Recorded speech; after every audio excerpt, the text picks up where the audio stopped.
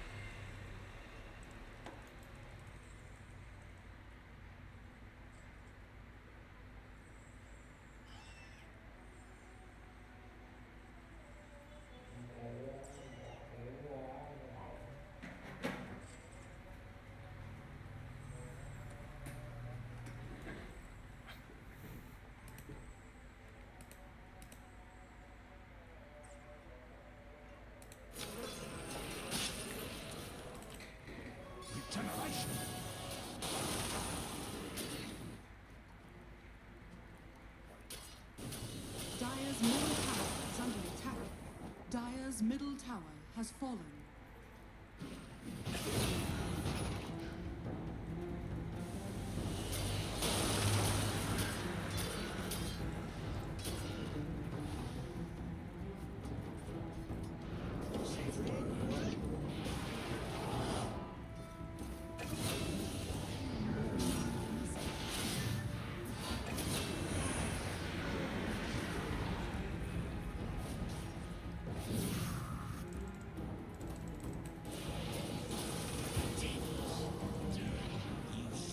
Radiant's top tower is under attack. Dire's bottom tower is under attack. Dire's structures are falling.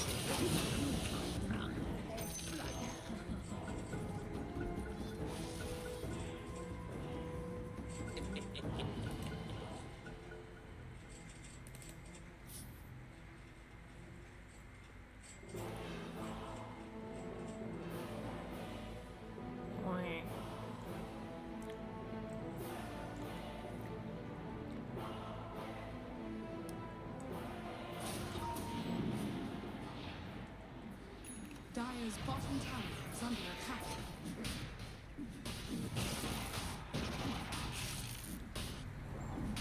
Dire's bottom tower has fallen.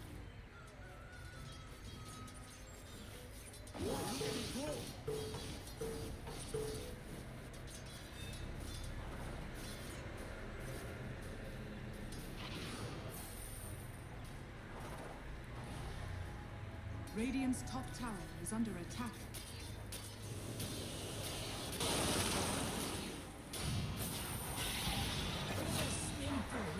Just business.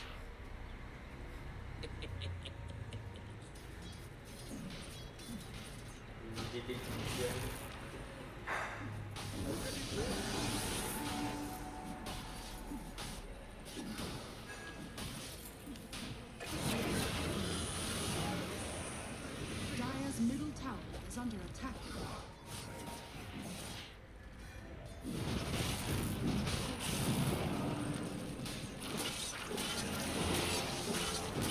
Dire's middle tower has fallen. Dire's middle barracks are under attack.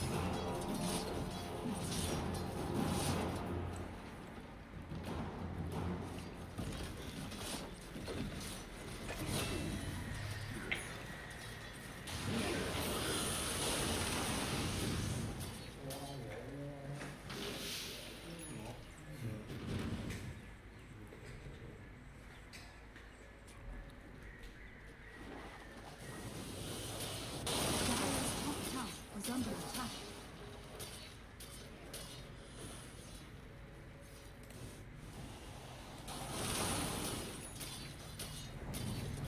Dire's top tower has fallen.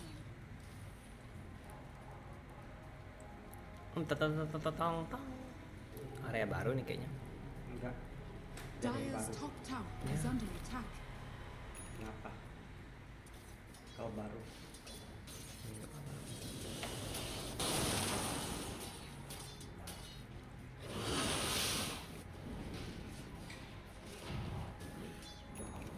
Dire's top tower has fallen. Radiant's bottom tower is under attack. Dire's top barracks are under attack. Dire. Video about the most famous problem in game theory. Problems of this sort pop up everywhere, from nations locked in conflict to roommates doing the dishes. Even game shows have been based around this concept.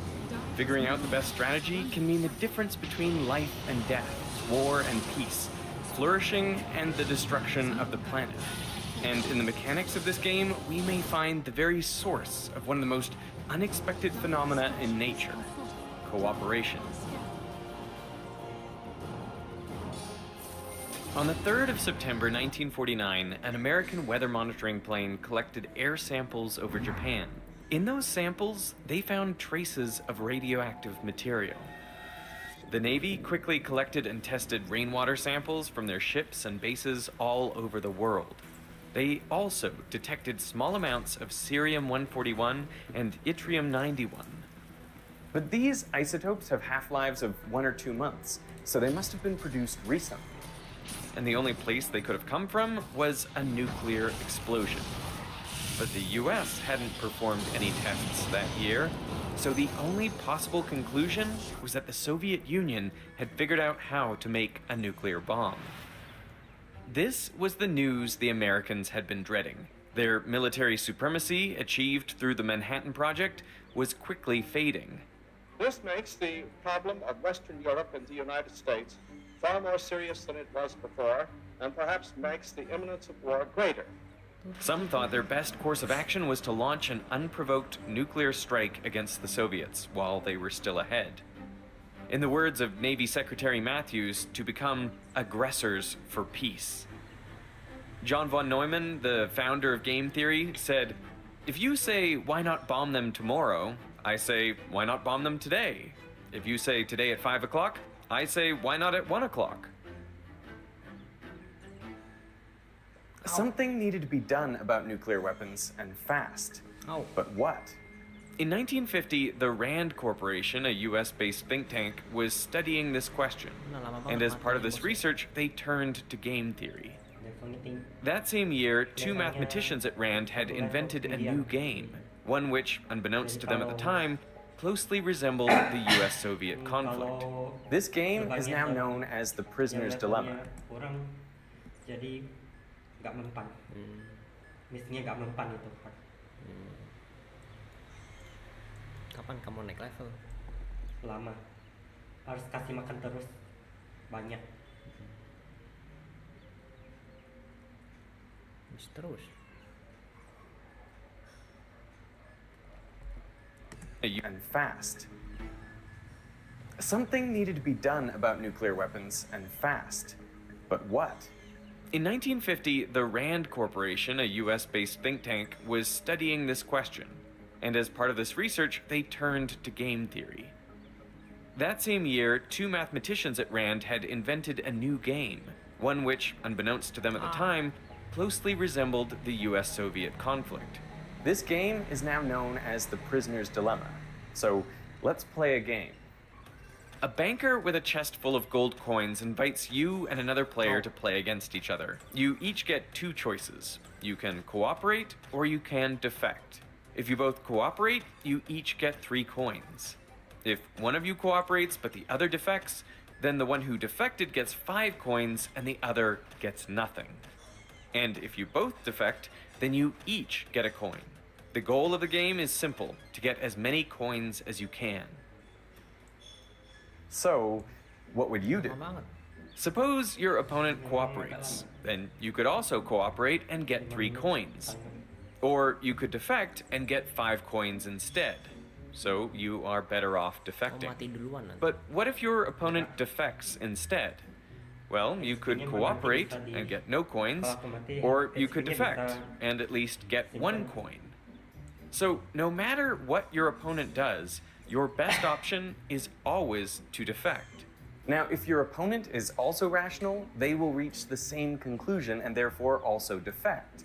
As a result, when you both act rationally, you both end up in the suboptimal situation, getting 1 coin each, when you could have gotten 3 instead.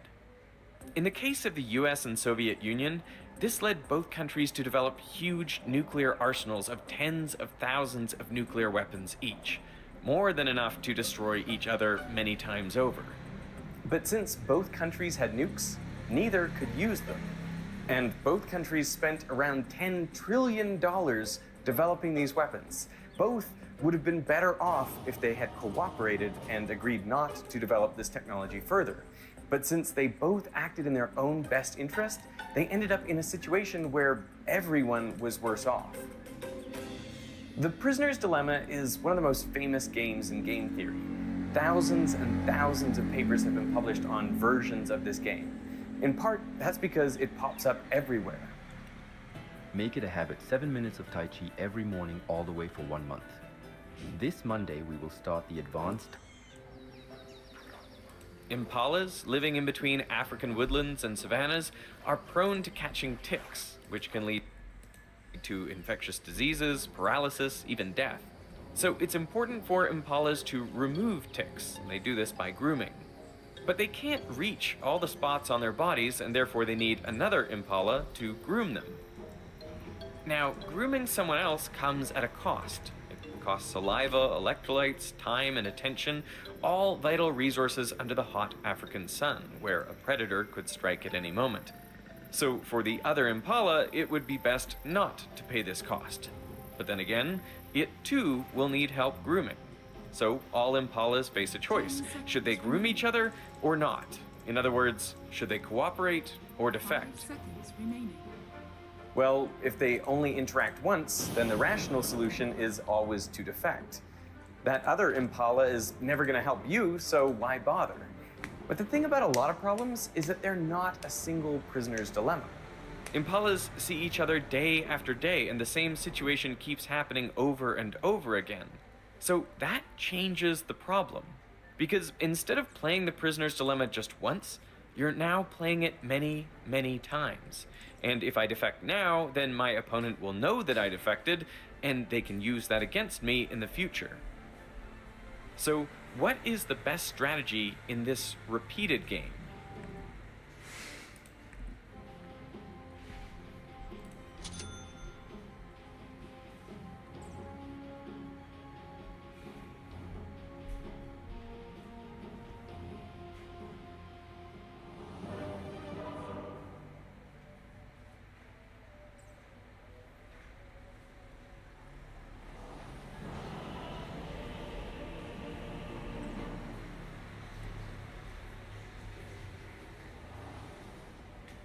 With Razor, you get the edge. Conduct me where you will. Prepare for battle.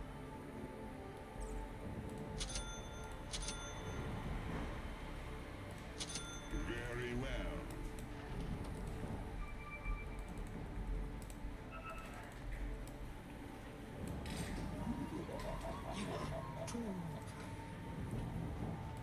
I go.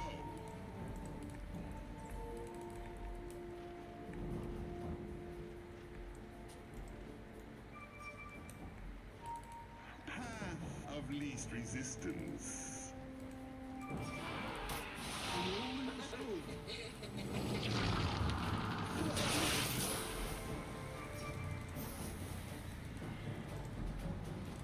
My current flows. 30 seconds to battle.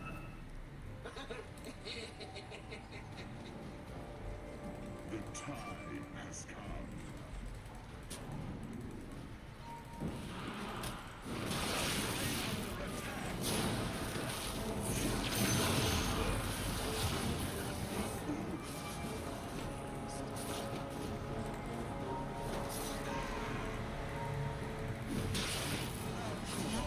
Begins.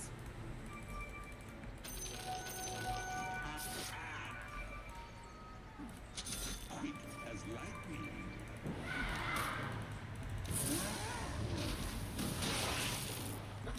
My rage lost.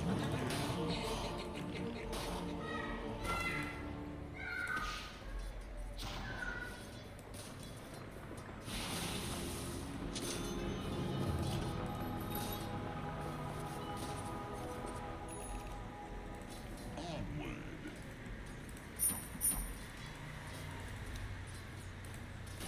As you wish.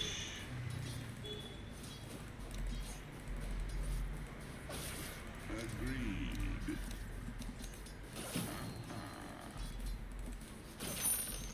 I'll give you static.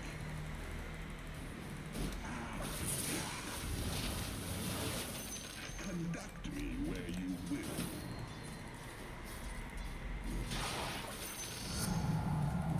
My dynamism increases. Path of least resistance.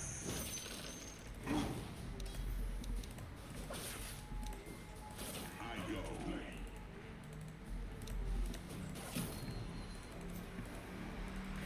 As you wish.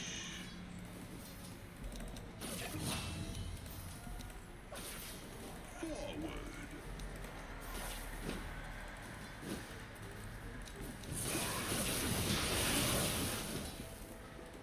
Onward.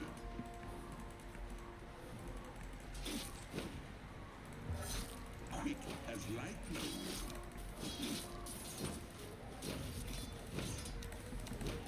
Discharged. I go.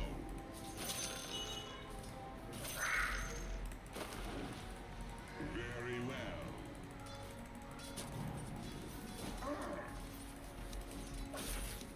I bring the razor light.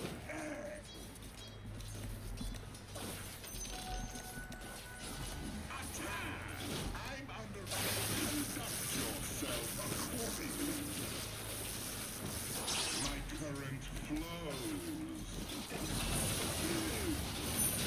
Your bottom tower is under attack.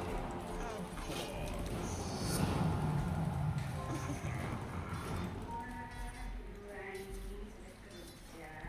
This will come as a shock.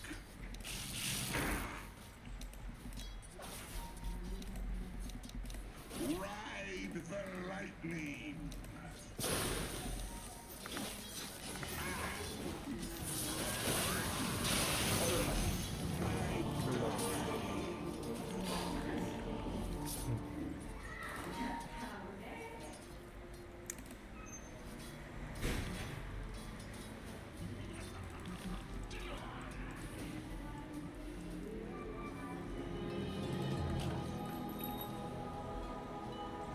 The time has come.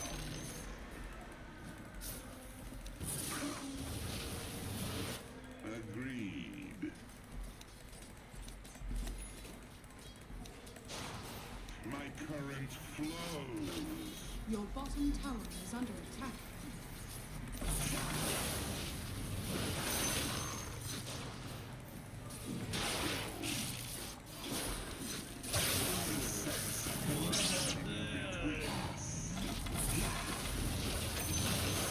Quick as lightning. To the underscape with you. Direct current. Lightning, give me strength. Denied. Whip you into shape. We conduct business. The time has come.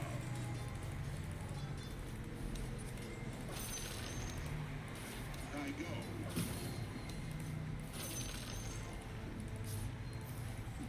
Conduct me where you will. I like to keep currents. Agreed.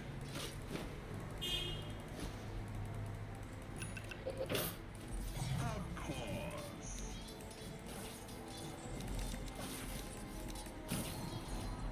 Feel my power.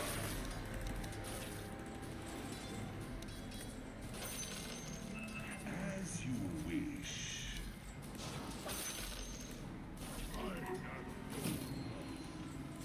Path of least resistance.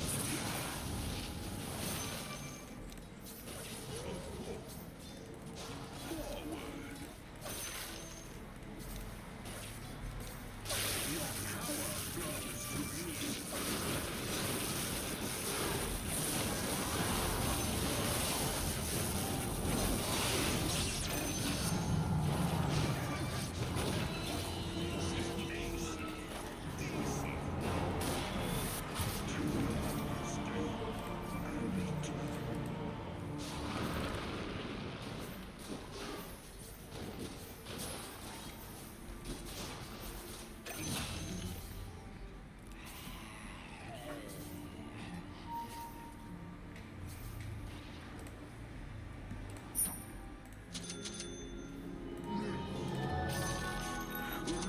Recharged. Very well.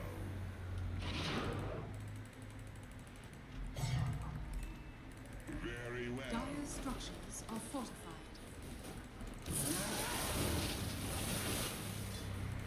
Of course.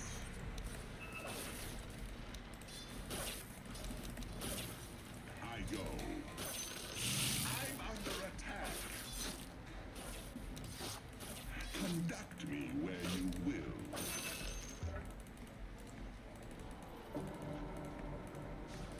Path of least resistance.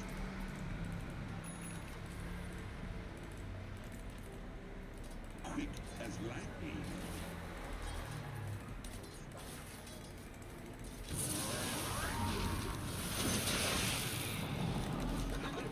From the blue.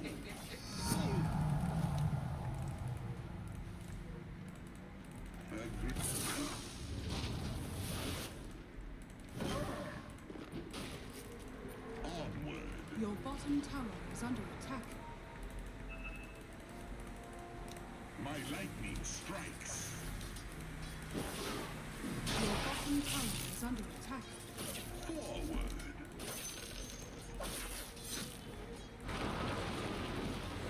The Your time bottom tower has is come. under attack.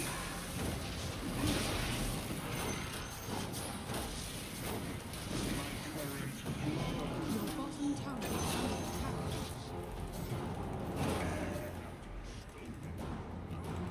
As you wish. Your bottom tower is under attack. Direct current. Your bottom Your tower life is under just a attack. shadow. I go.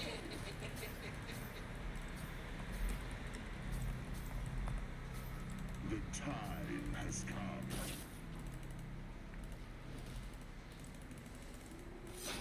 I go.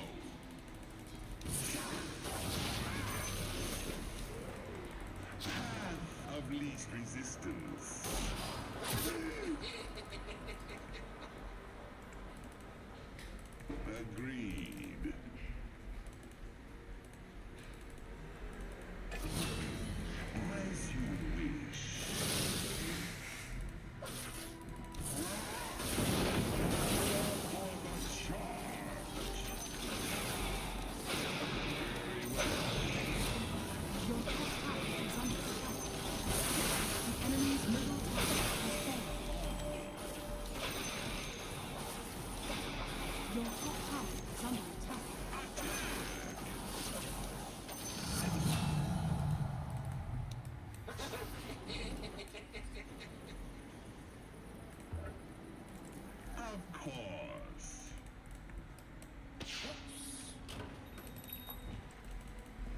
current flows.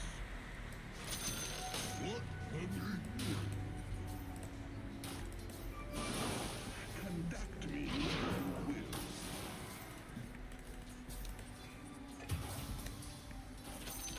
This will come as a shock.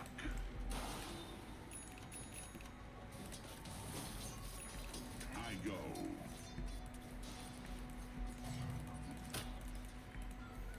Forward.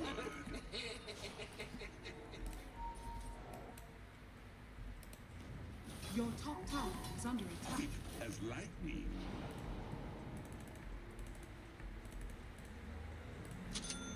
The time has come.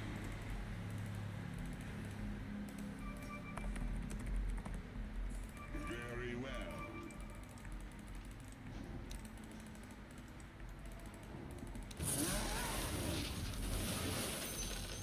My rage incandesces.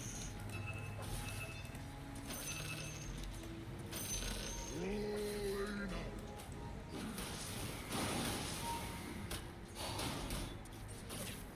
Agreed.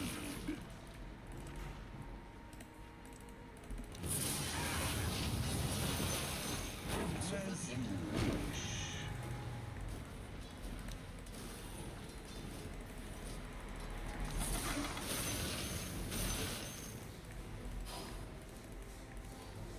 Quick as lightning.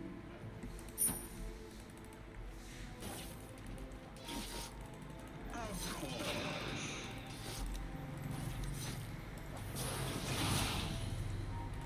Conduct me where you will.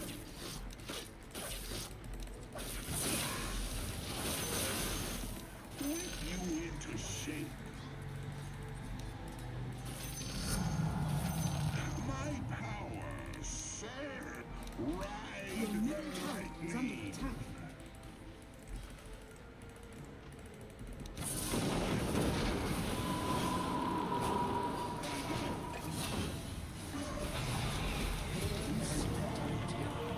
Despair.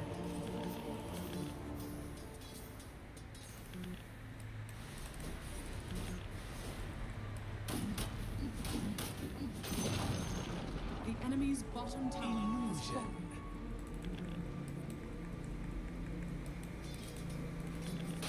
Your top tower is under attack.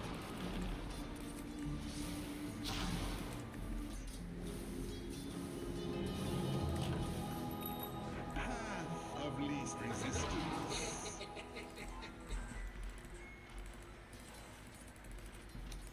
A bolt.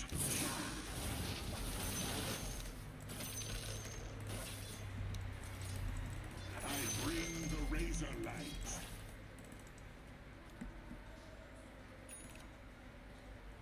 My current flows.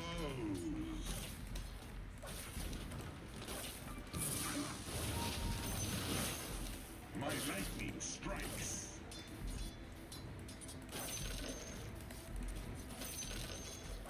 Forward.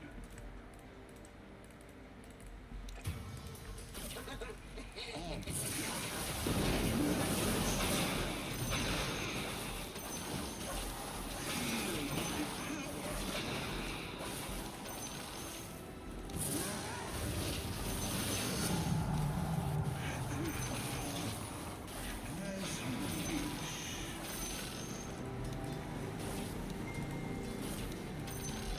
I go.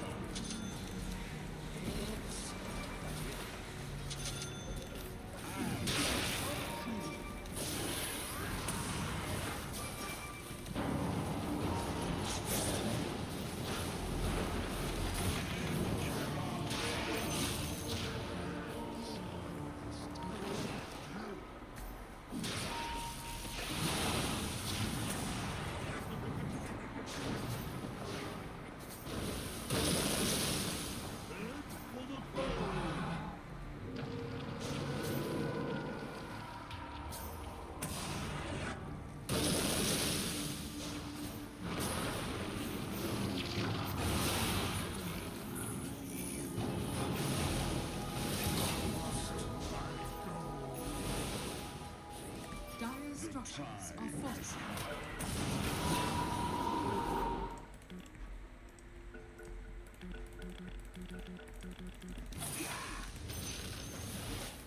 Whip you into shape. The enemy's top tower has fallen.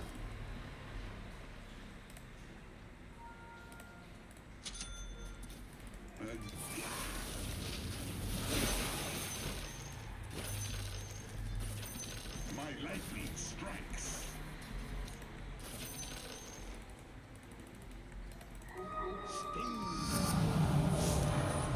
I go.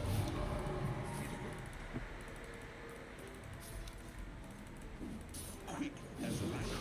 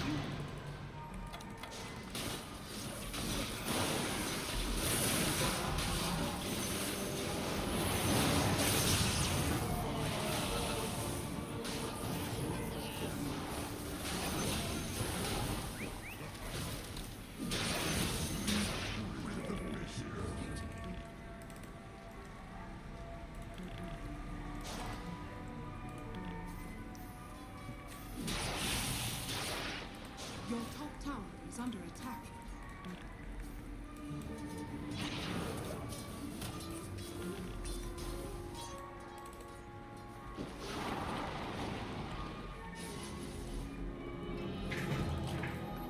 From a spark, I grow.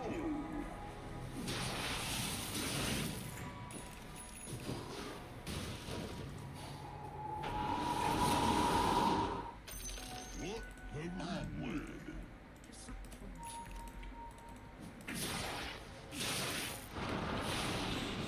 Very well.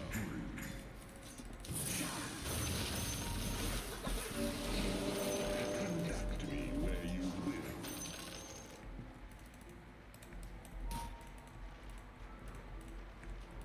Path of least resistance.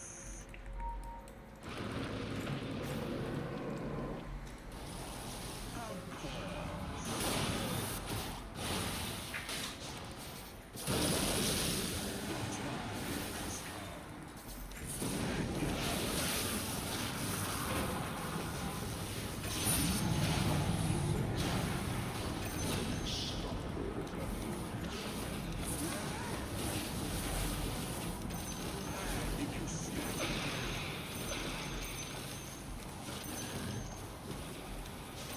My current flows.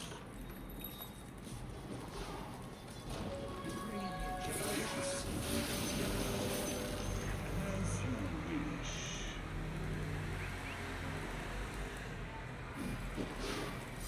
I go.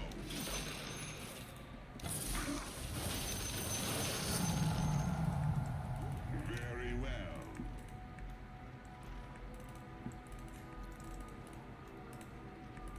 Onward.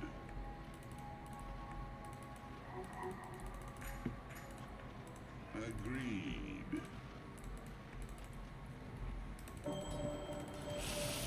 I go.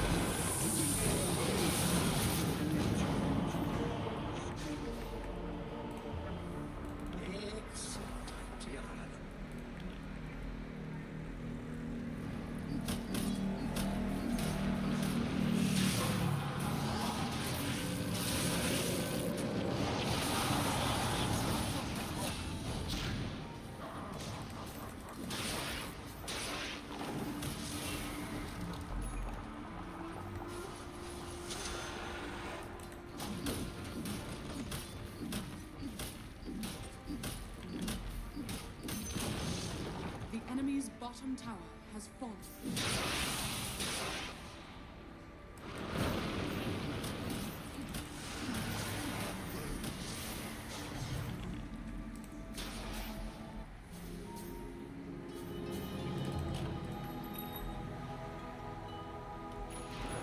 I go.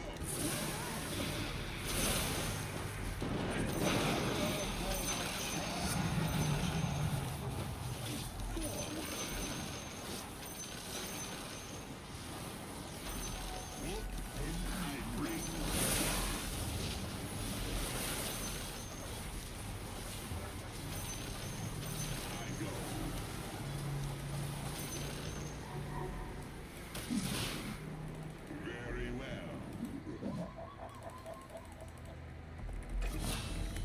Excellent idea.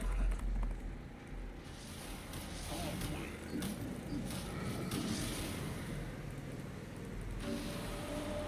My current flows.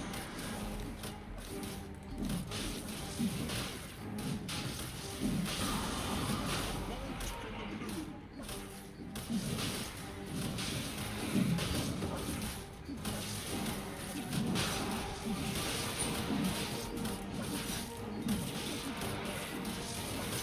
Your shrine has fallen to the radiant.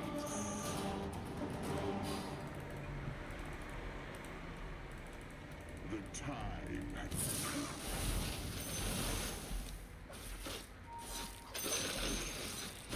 As you wish. That should help. Very well.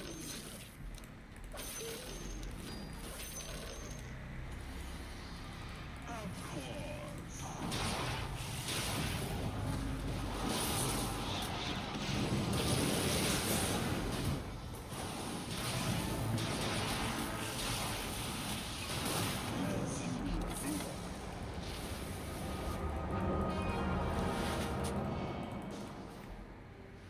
The time has come.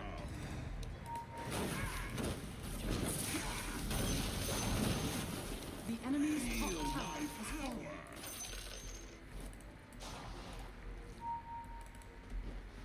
I go.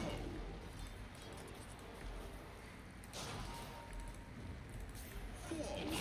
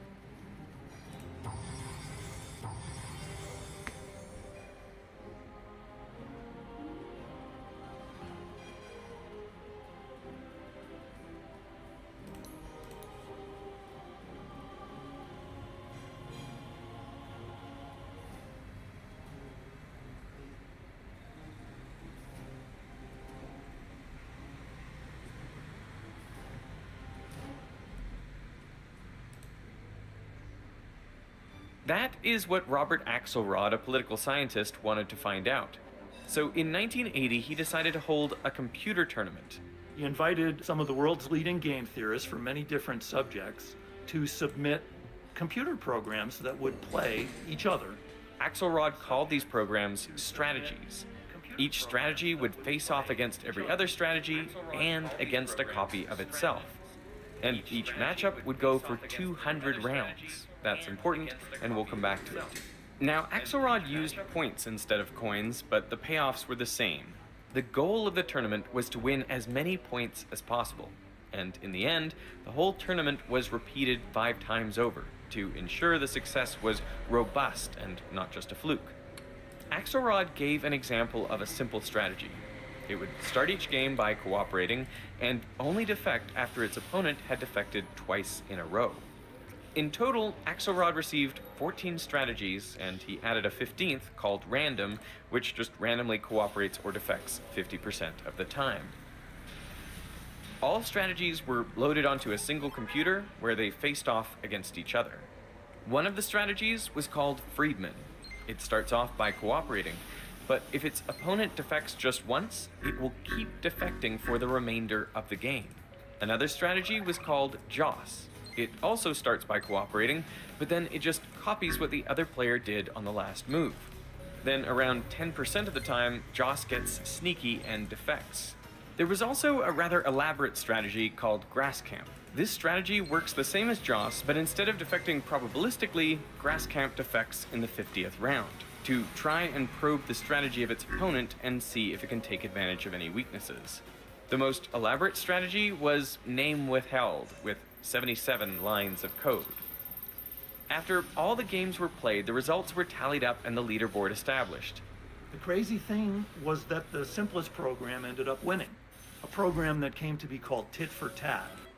Tit for Tat starts by cooperating, and then it copies exactly what its opponent did in the last move. So it would follow cooperation with cooperation and defection with defection. But only once. If its opponent goes back to cooperating, so does Tit for Tat. When Tit for Tat played against Friedman, both started by cooperating, and they kept cooperating, both ending up with perfect scores for complete cooperation. When Tit for Tat played against Joss, they too started by cooperating, but then on the 6th move, Joss defected. This sparked a series of back and forth defections, a sort of echo effect. Okay, so now you've got this alternating thing, which will remind you of some of the politics of the world today, where we have to do something to you because of what you did to us.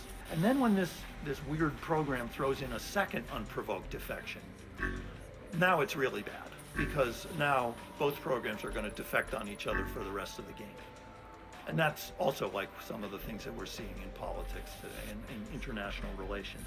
As a result of these mutual retaliations, both Tit for Tat and Joss did poorly. But because Tit for Tat managed to cooperate with enough other strategies, it still won the tournament.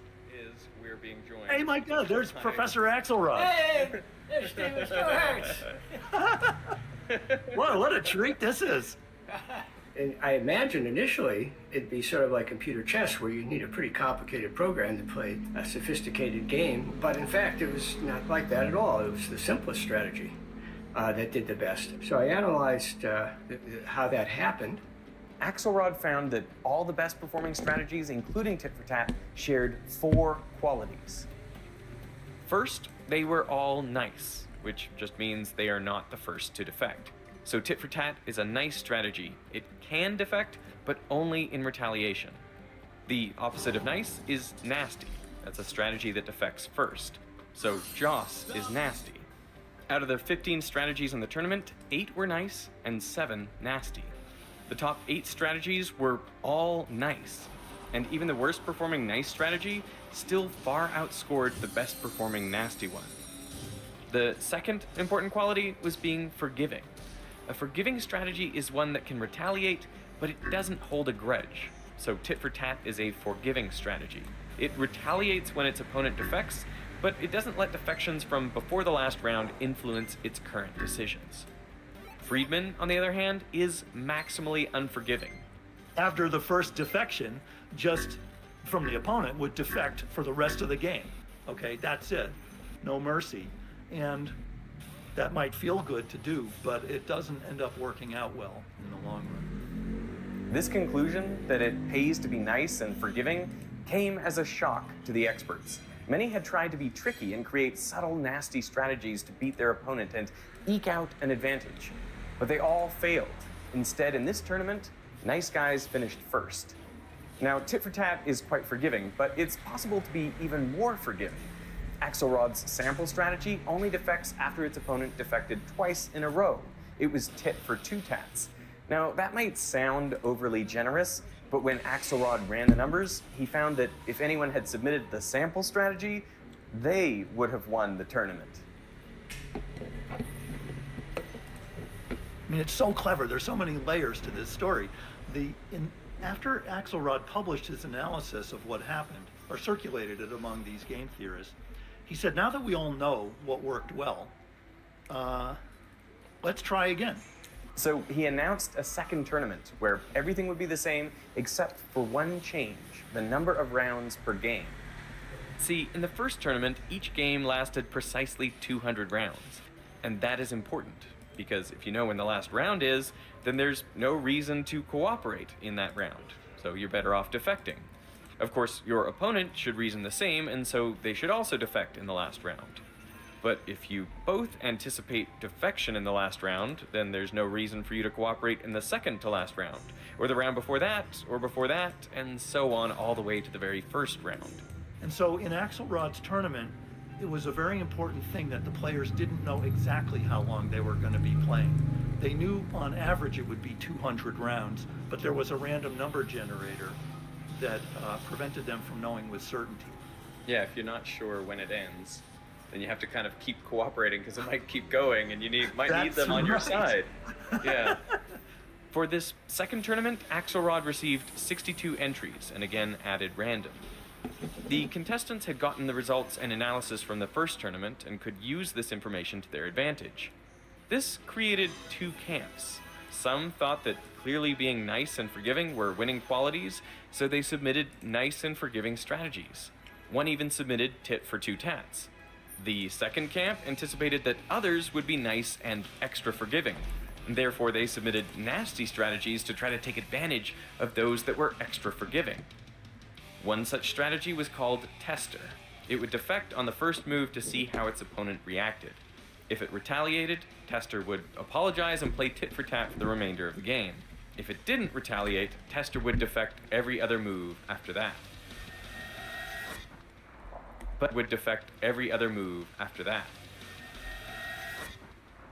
But again, being nasty didn't pay. And once again, tit for tat was the most effective. Nice strategies again did much better. In the top 15, only one was not nice. Similarly, in the bottom 15, only one was not nasty. After the second tournament, Axelrod identified the other qualities that distinguish the better performing strategies. The third is being retaliatory, which means if your opponent defects, strike back immediately. Don't be a pushover. Always cooperate is a total pushover, and so it's very easy to take advantage of. Tit for tat, on the other hand, is very hard to take advantage of. The last quality that Axelrod identified is being clear. Programs that were too opaque, that were too similar to a random program, you couldn't figure them out because they were so complicated. It was very hard to establish any pattern of trust with a program like that because you couldn't figure out what it was doing. Not you, I mean the other programs it was playing couldn't figure them out. And so they would end up more or less defaulting to thinking every turn is like the last time I'm going to see you, so I might as well defect. What to me is mind-blowing about this is that these four principles, being nice, forgiving, provocable, and clear, is a lot like the morality that has evolved around the world that is often summarized as an eye for an eye. It's not Christianity, by the way. It's not turn the other cheek philosophy. It's some older philosophy. Give yourself 28 days and become the most dangerous person in the room. Stop. Please stop. What's interesting is that while tit for two tats would have won the first tournament, it only came 24th in the second tournament. This highlights an important fact. In the repeated prisoner's dilemma, there is no single best strategy. The strategy that performs best always depends on the other strategies it's interacting with.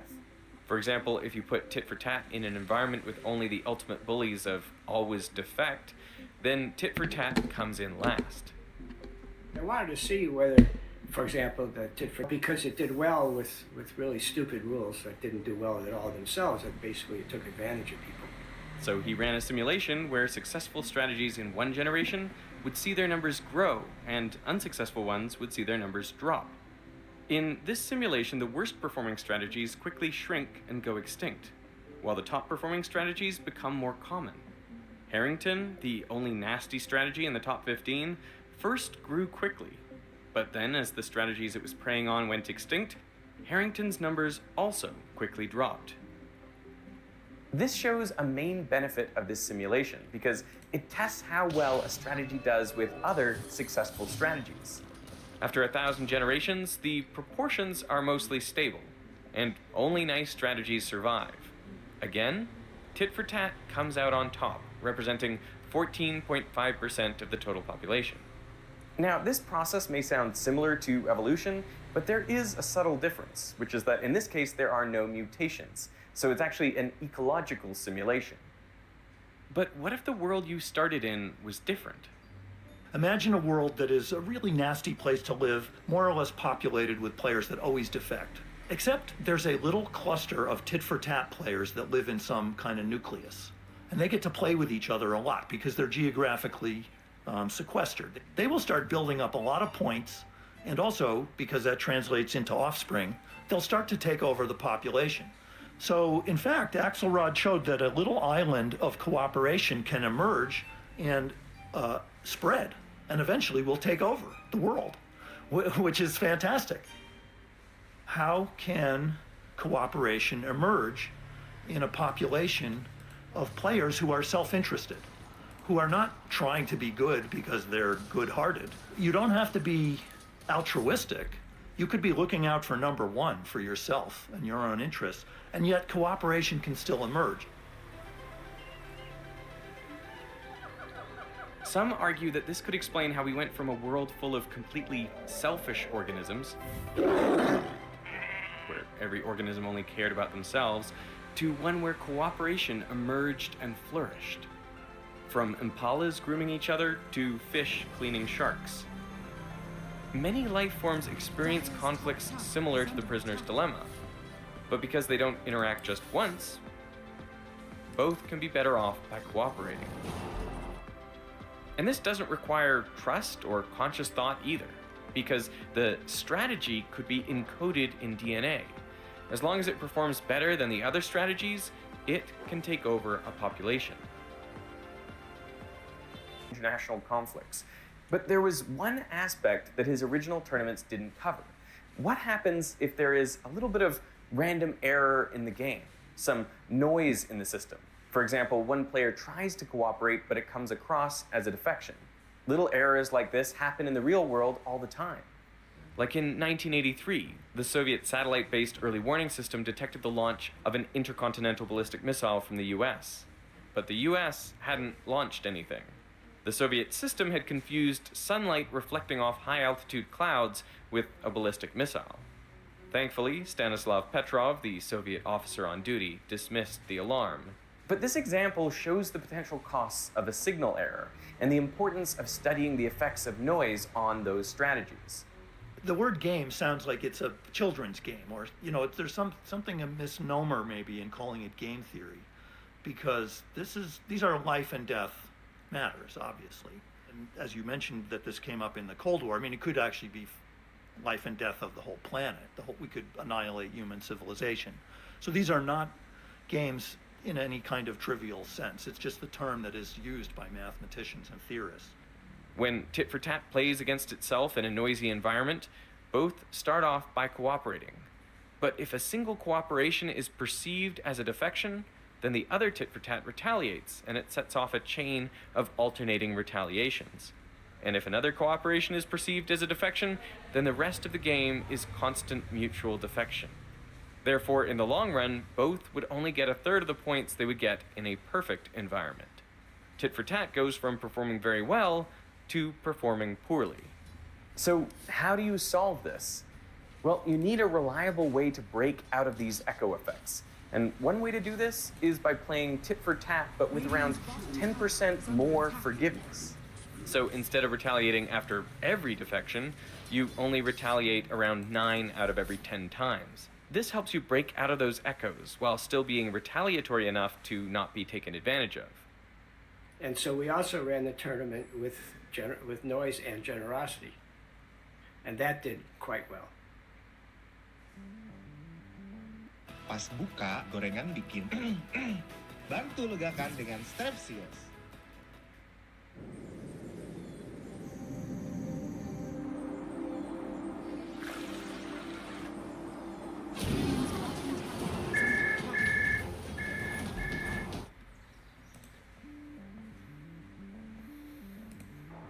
My favorite example is tit for tat does really well, but it could never do better than the player it's playing with. I mean, think about it. By design, all they can do is lose or draw. And yet, when the results of all interactions are tallied up, they come out ahead of all other strategies. Similarly, Always Defect can never lose a game. It can only draw or win. But overall, it performs extremely poorly. This highlights a common misconception. Because for many people, when they think about winning, they think they need to beat the other person. In games like chess or poker, this is true, since one person's gain is necessarily another person's loss. So these games are zero-sum. But most of life is not zero-sum. To win, you don't need to get your reward from the other player. Instead, you can get it from the banker. Only in real life, the banker is the world. It is literally everything around you. It is just up to us to find those win-win situations and then work together to unlock those rewards. Cooperation pays, even among rivals. From 1950 to 1986, the US and Soviet Union had trouble cooperating, and both kept developing nukes. But then, from the late 80s onwards, they started reducing their nuclear stockpiles. They too had learned how to resolve conflict. Rather than making an agreement to abolish all nuclear arms at once and essentially turning it into a single prisoner's dilemma, they would disarm slowly a small number of nukes each year. And then they'd check each other to see that they had both cooperated, and then repeat the year after, and the year after that, all along checking to ensure mutual cooperation. In the more than 40 years since Axelrod's tournaments, researchers have continued to study which strategies perform best in a variety of environments. In doing so, they varied everything from payoff structures to strategies to errors and more. Some even allowed the strategies to mutate. While tit for tat or generous tit for tat doesn't always come out on top, Axelrod's main takeaways still hold. Be nice, forgiving, but don't be a pushover. Can I ask you, why did Anatole Rappaport submit tit for tat? Did Anatole Rappaport submit tit for tat? Well, the reason was because I asked him to. and he wrote saying, yeah, I'm willing to do that, but I just want to be clear that I'm not sure that this is really such a good idea. He was a peace researcher, and I think his own inclinations were to be much more forgiving and maybe and not be so provocable. What I find fascinating is that one of the main things that sets life apart from non-living things is that life gets to make decisions. We get to make choices that don't only change our future, but also the future of those we interact with. See, in the short term, it is often the environment that shapes the player, that determines who does well, but in the long run, it is the players that shape the environment. So let's play a game, the game of life. And make your choices wisely, because their impact may reach further than you think.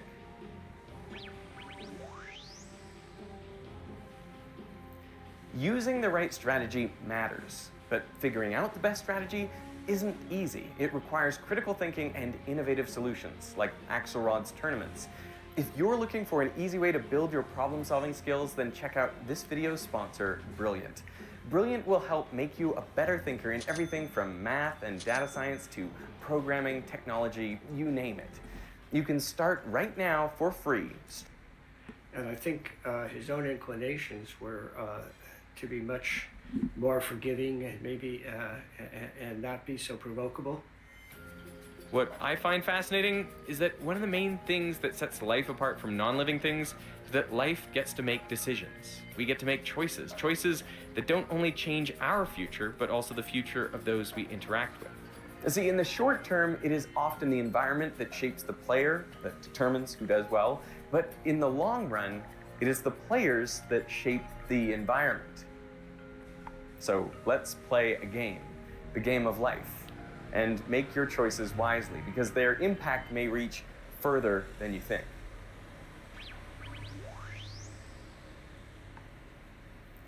Using the right strategy matters, but figuring out the best strategy isn't easy. It requires critical thinking and innovative solutions, like Axelrod's tournaments. If you're looking for an easy way to build your problem-solving skills, then check out this video's sponsor, Brilliant. Brilliant will...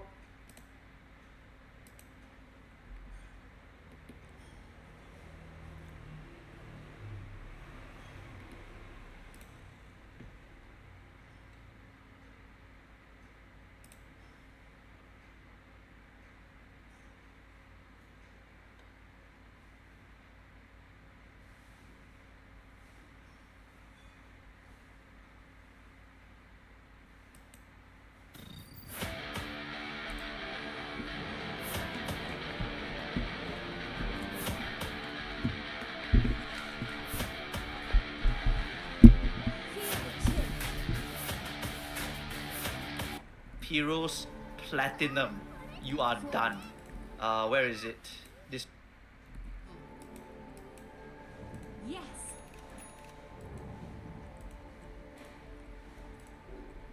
Here I come. I thought as much.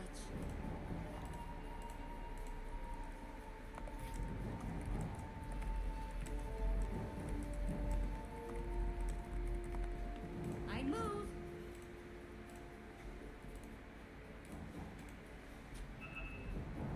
Let's go.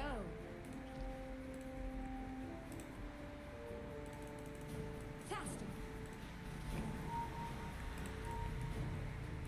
To battle. Agreed. 30 seconds to battle.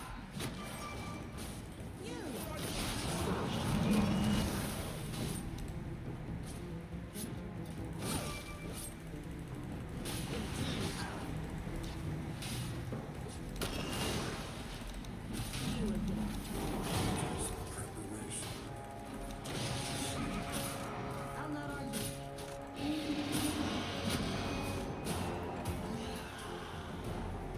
Up. Till someone's frozen solid. Into the breach. Swiftly. Indeed.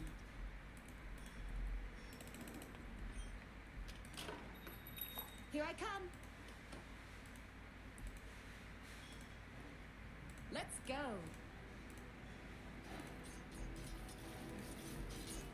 I'll freeze you fast. Under attack. Up. 9. Down. Fast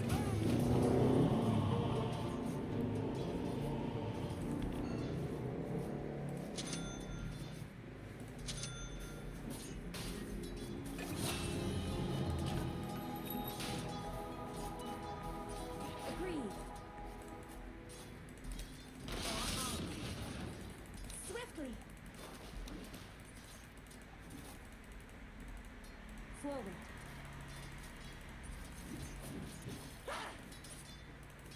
To battle. Into the breach.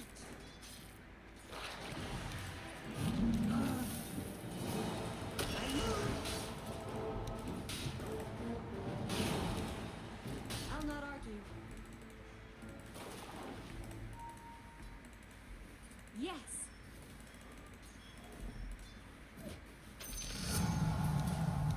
Here I come.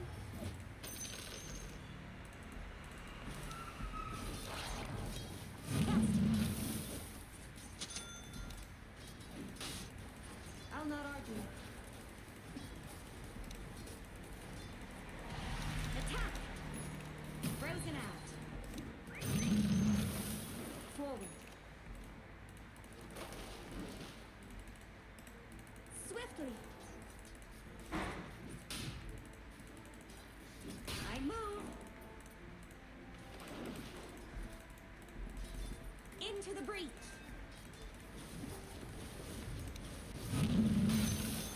On.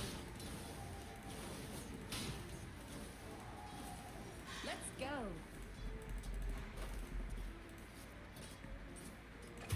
Yes.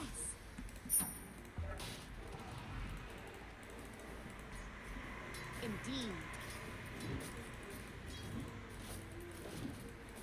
Agreed. Your middle tower is under attack. I thought as much. Ice Age. Ice, take Your it. bottom tower is under attack. To battle. Forward.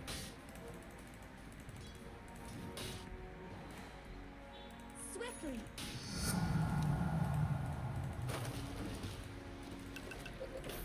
Faster. On. Indeed.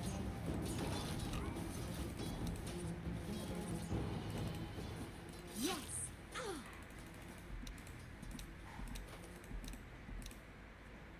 The ice wolves bite.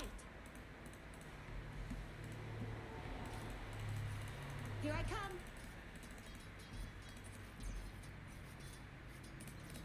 To battle. Absolutely not. I'm under attack. Let's go.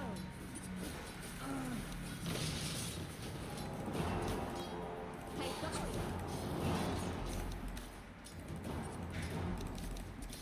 Agreed. Ah. I'll not argue. Down. You got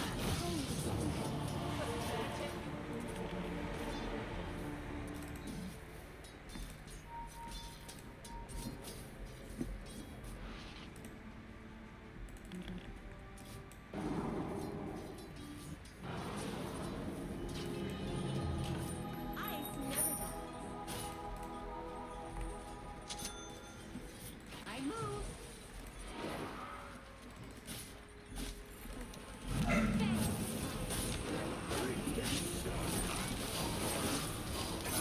Into the breach.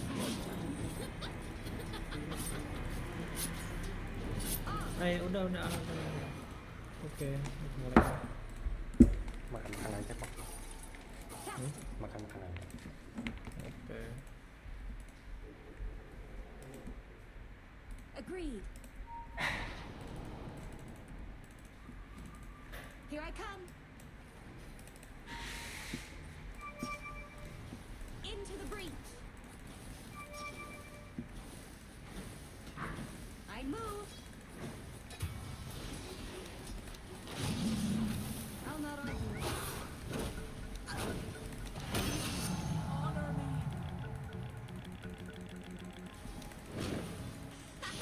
Let your guard down. Let's go.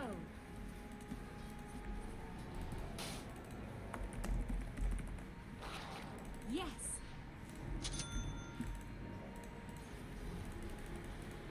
Indeed. Forward. To battle. I thought as much. Swiftly. Let's go. Dire's turret has been Here's ice in your eye.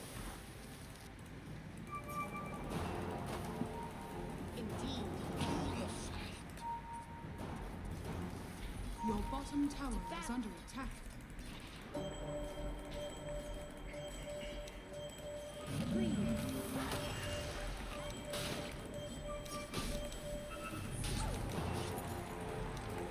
Your bottom tower is under attack. Maya.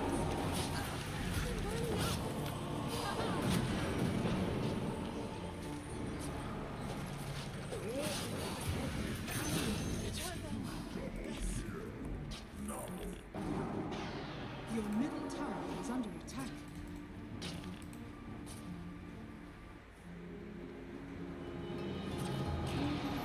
Your middle tower has fallen. I move.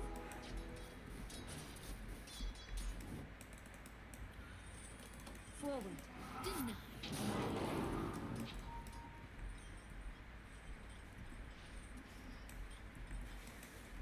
Faster.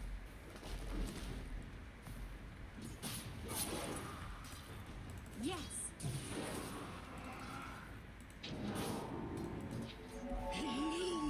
Into the breach.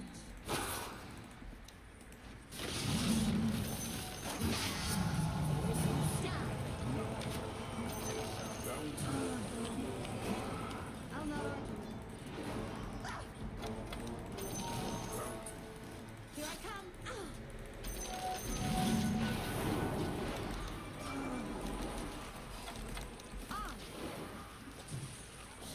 Your top tower is under attack. I thought as much.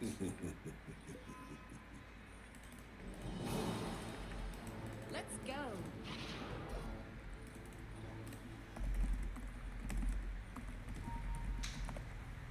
Indeed.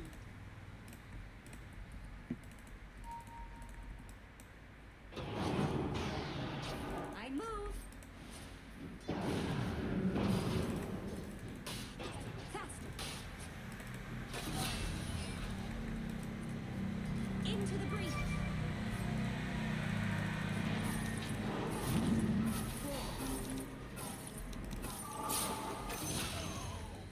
You'll never make it to Weeping Rose.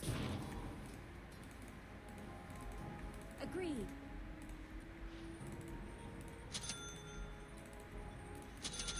Swiftly. Yes.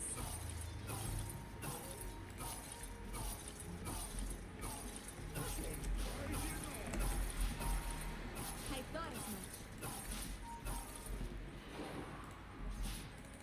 To battle.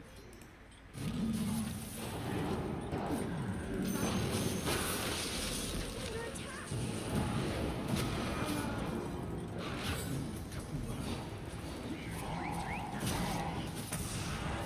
Here I come. Dyer's courier has been killed. On. Agreed. Not enough money. Yes.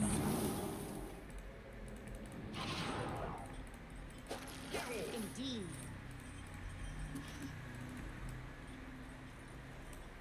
Into the breach.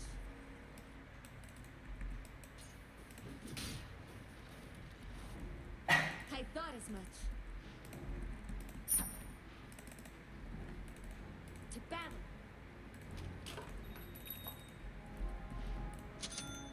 Here I come.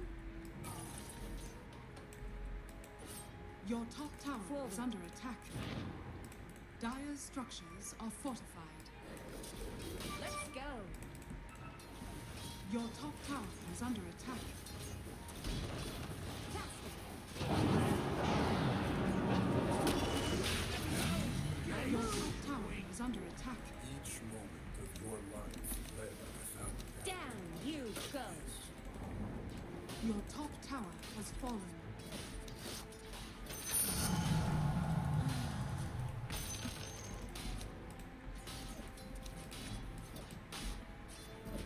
I'll not argue. Indeed. Here I come.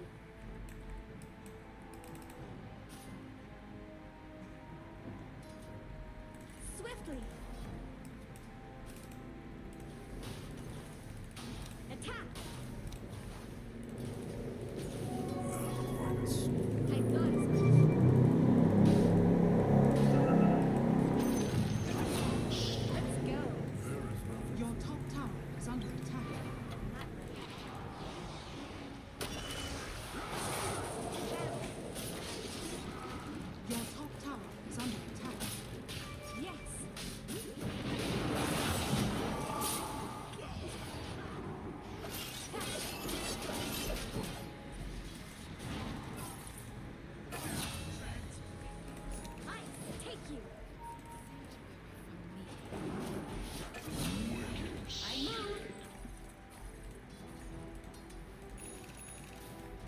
Forward. Into the breach. Fangs of ice. On.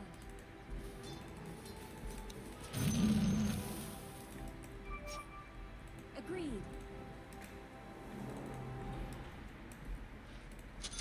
Faster. Let's go.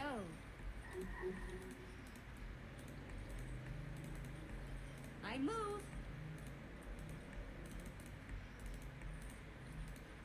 I'll not argue.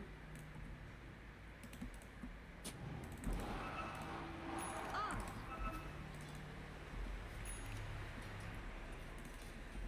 Here I come. Into the breach.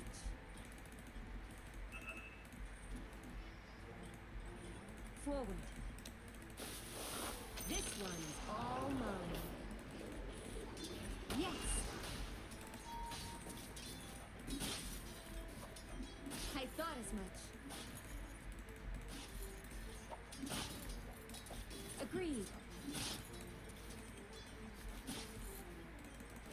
To battle.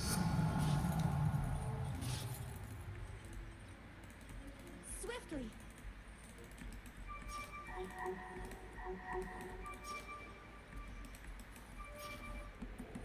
Indeed. I move. Your top tower is under attack.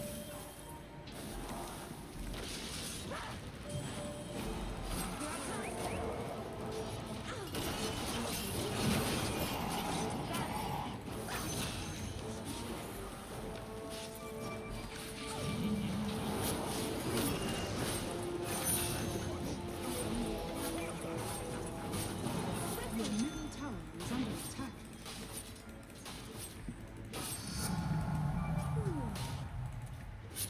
Forward. Faster.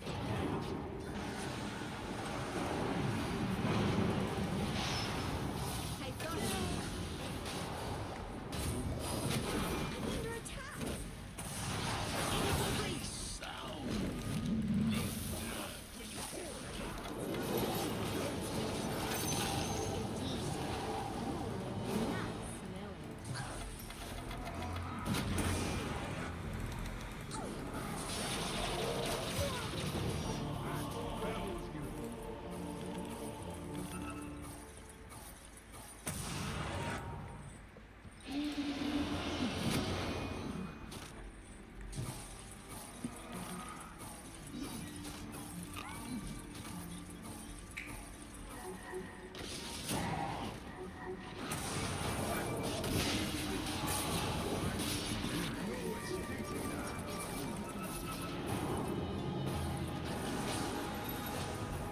Your bottom tower is under attack. Outreach back. I'll not argue.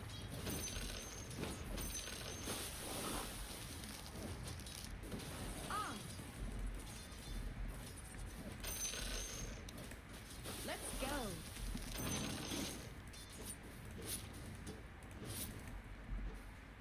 To battle. Into the breach.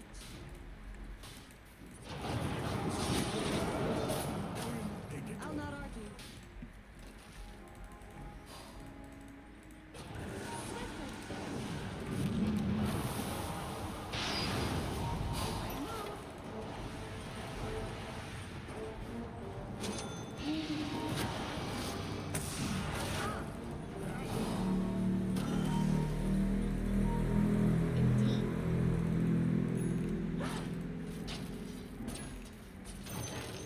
Faster. Bounty. Let's go.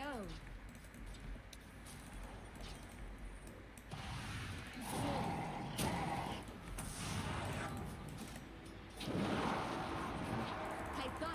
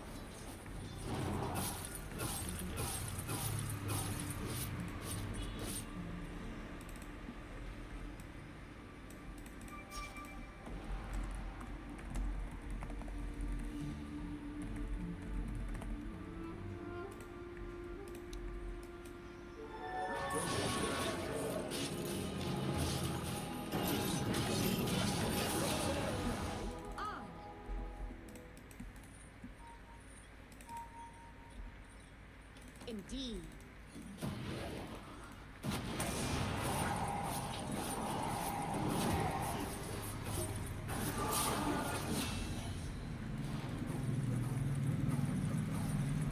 Yes. Forward. Swiftly.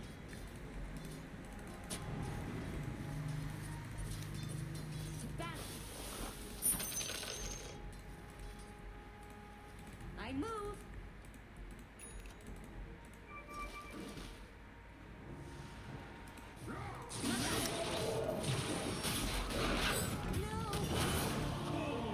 Dire structures are fortified.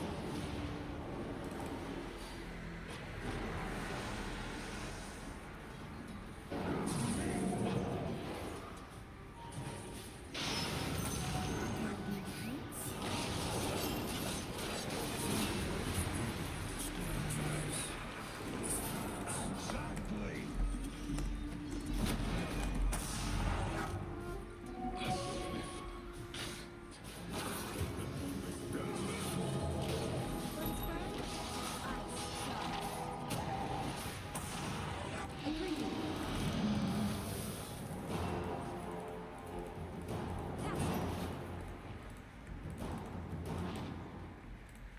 Let's go.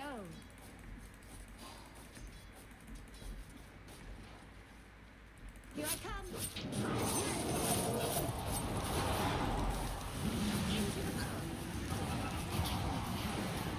Let the skies under attack. Drop it. I thought as much. Your middle tower is under attack. On. I thought as much.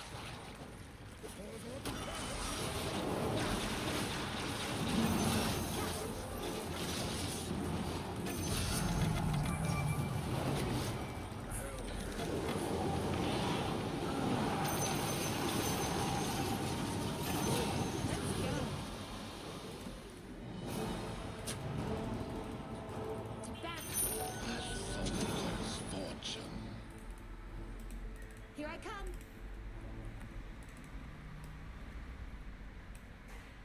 I move. Radiant structures are fortified.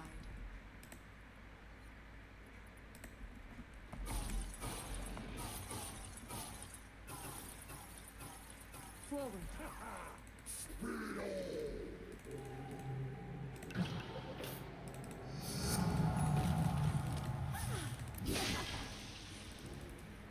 Yes.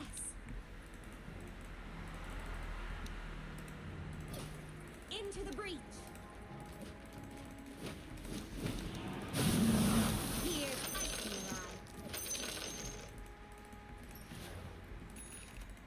I'll not argue.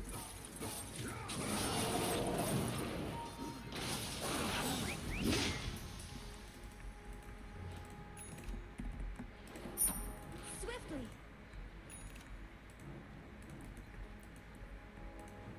I thought as much. On. Your bottom tower is under attack. I move. Your bottom tower has fallen. Faster. Swiftly.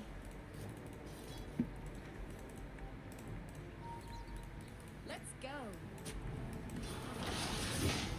Your bottom tower is under attack. I'll not argue. Agreed.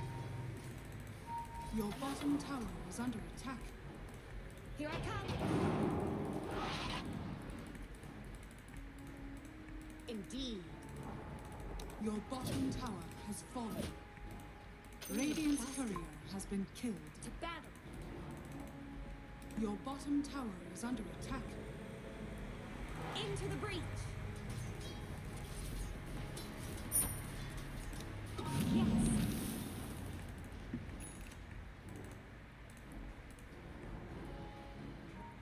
Forward.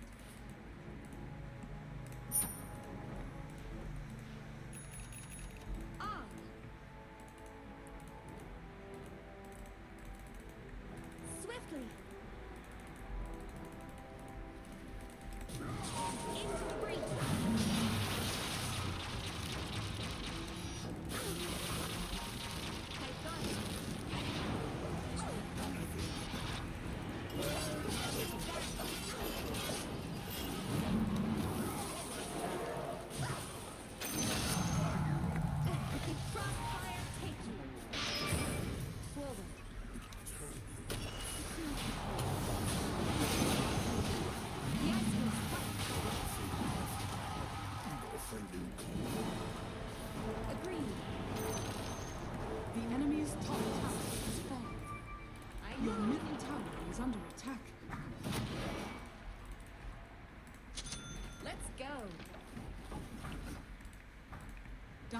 structures are fortified. Here I come. Your middle tower has Indeed. fallen. Faster.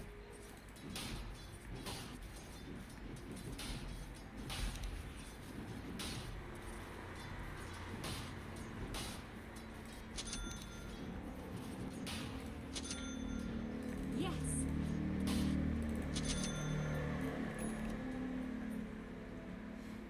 I'll not argue. Aren't you nice? Forward. Swiftly.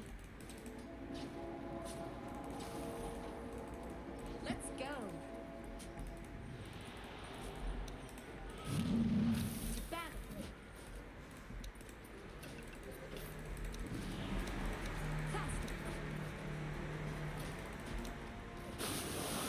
On. I thought as much. I'll not argue. Roshan has fallen to the Radiant. I move. Into the breach. Yes.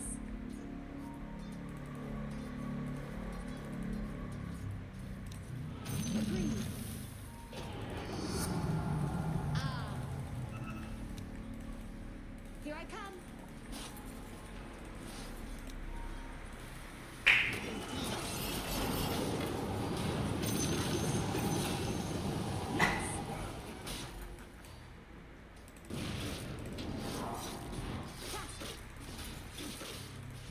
Radiant structures are fortified. I'll freeze you fast.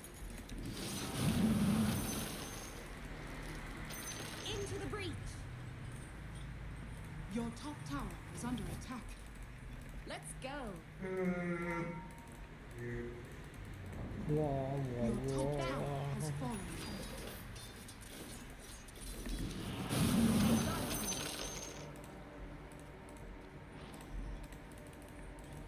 Agreed. Your top tower is under attack. I'll not argue.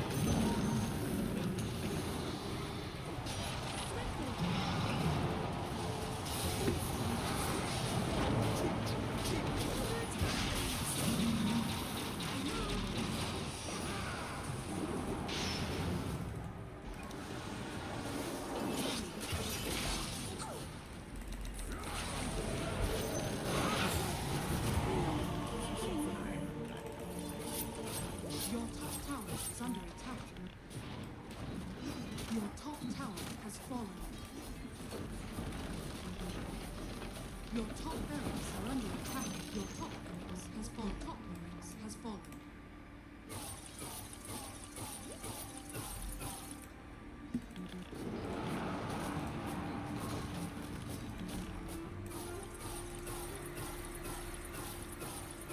Your middle tower is under attack.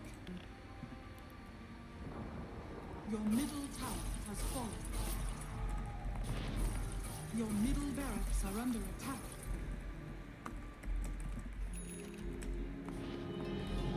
You're cool here. Your middle barracks has fallen.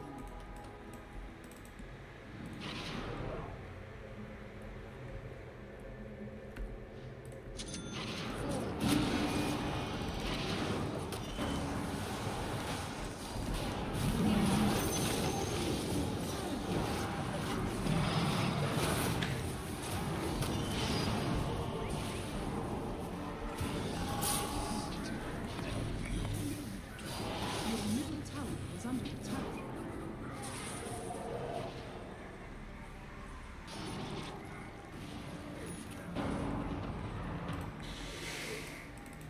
Your middle tower is under attack.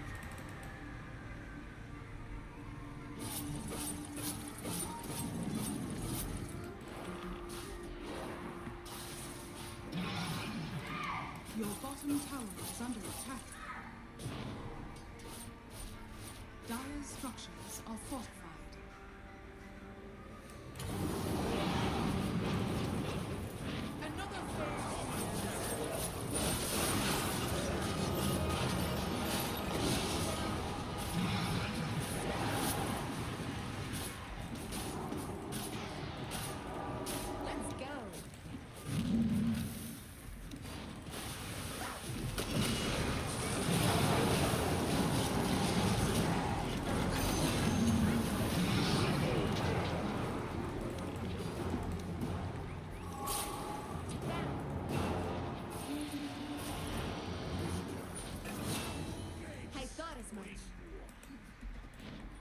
Your middle tower is under attack. Die.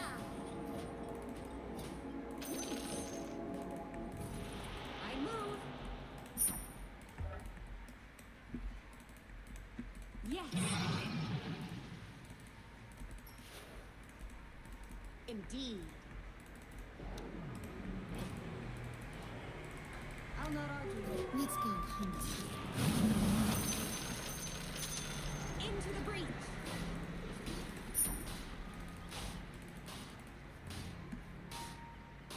Faster.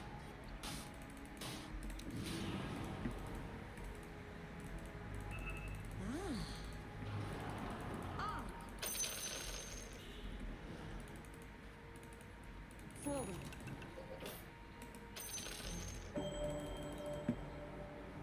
Into the breach.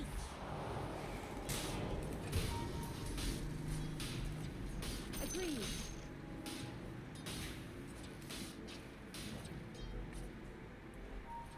Forward.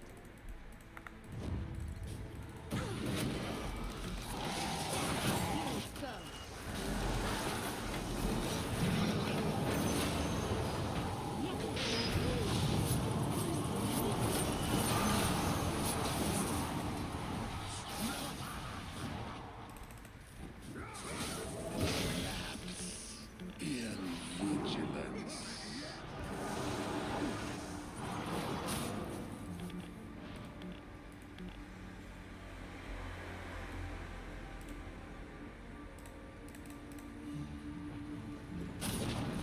Your bottom barracks are under attack.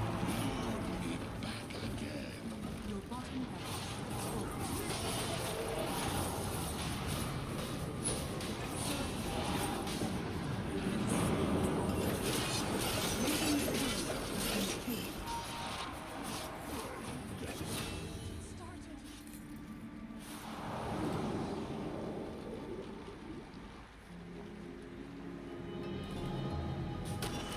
It just keeps getting better. I'll not argue.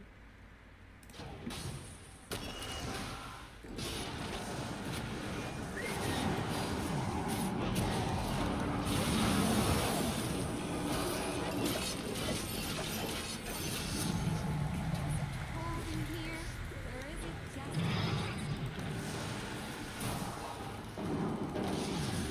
I know. Swift as the wolves of Isaac. Your cause meets my friend. On. Let's go.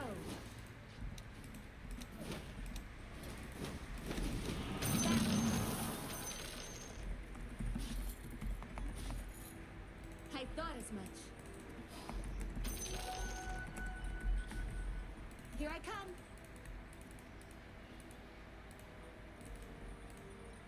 To battle.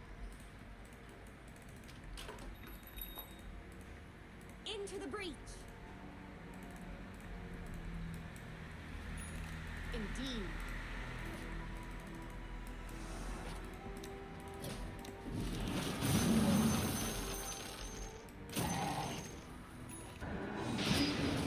Agreed. On. Here I come. I'll not argue.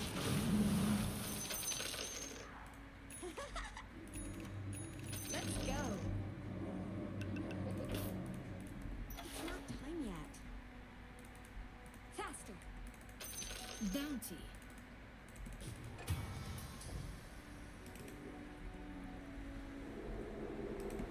Swiftly.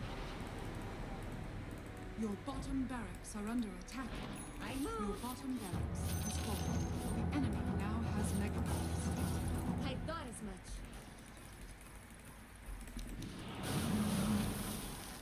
Yes. Your middle tower is under attack. Forward. Radiant structures are fortified. I'll not argue.